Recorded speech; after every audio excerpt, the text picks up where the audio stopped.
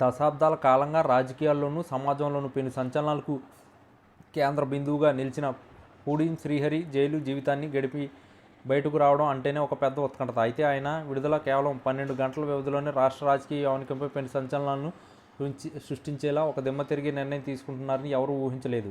సాధారణంగా కర్మాగారం నుంచి విడుదలైన ఏ నాయకుడైనా కనీసం 2-3 రోజుల పాటు విశ్రాంతి తీసుకుని తన సన్నిహితుల కార్యకర్తల భవిష్యత్ కార్యాచరణ గురించి చర్చిస్తారు. కానీ శ్రీహరి శైలి వేరు. ఆయన అడుగు పెడితే అక్కడ ప్రకంపనలు మొదలవ్వాల్సిందే అన్నట్టుగా 12 గంటలు కాకముందే ఒక భారీ బాంబు పేల్చారు. శ్రీహరి విడుదల సందర్భంగా వేలాది మంది అభిమానులు జైలును వెలుపల బాణసంచా కాల్చి కోలాహలం సృష్టించగా ఆయన ముఖంలో మాత్రం ఎక్కడో భావోద్వేగం కనిపించలేదు.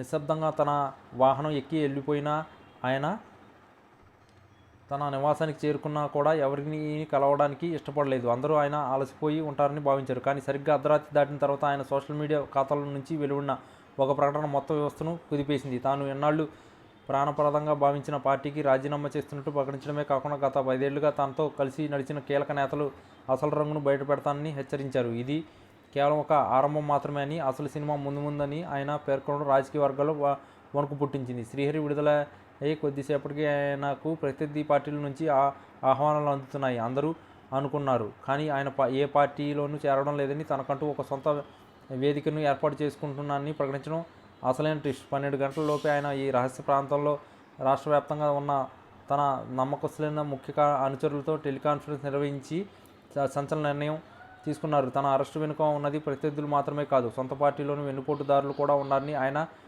దగ్గర ఉన్న పక్కా ఆధారాలు త్వరలోనే బహిర్గతం చేస్తానని చెప్పడం అధికార పక్షంతో పాటు విపక్షాల్లోనూ కలవరం మొదలైంది.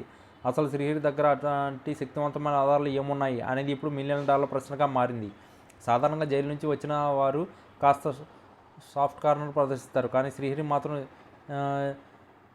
కసి తీర్చుకునే పనిలో పడ్డారు. ఆయన తన ఇంటిపై జెండాను తొలగించి నలుపు జెండాను ఎగరవేయడం ద్వారా ఒక కొత్త తరహా నిరసనను ప్రారంభించారు. ఇది కేవలం ఒక వ్యక్తికి సంబంధించిన విషయం కాదు, ఇది ఒక సిద్ధాంత పోరాటం అని ఆయన సన్నిహితులు చెబుతున్నారు. తెల్లవారుజామున 5 గంటల సమయంలో ఆయన ఒక మీడియా సంస్థకు ఇచ్చిన ఇంటర్వ్యూలో మాట్లాడుతూ తనను జైల్లో ఉంచిన ప్రతి రోజుకు వడ్డీతో సహా సమాధానం చెప్తానని, 12 గంటల్లోనే తను తీసుకున్న ఈ నిర్ణయం కేవలం టైలర్ మాత్రమే, అసలు విధ్వంసం రాబోయే రోజుల్లో చూస్తారని స్పష్టం చేశారు. రాజకీయ విశ్లేషకులు సైతం శ్రీహరి చేస్తున్న ఈ ఎత్తుగడలను చూసి విస్మయం చెందుతున్నారు. 12 గంటల లోపే ఎంతటి వ్యూహాత్మక మార్పులు ఎవరూ ఊహించలేదు. ఒకవైపు అభినందనలు తెలుపుతున్న అభిమానులు, మరోవైపు ఆయన తీసుకోబోయే తీవ్రమైన నిర్ణయాల పట్ల ఆందోళన చెందుతున్నారు. మొత్తం మీద పూడిం శ్రీహరి రాకతో రాష్ట్ర రాజకీయాల్లో ఒక కొత్త అధ్యాయం మొదలైంది.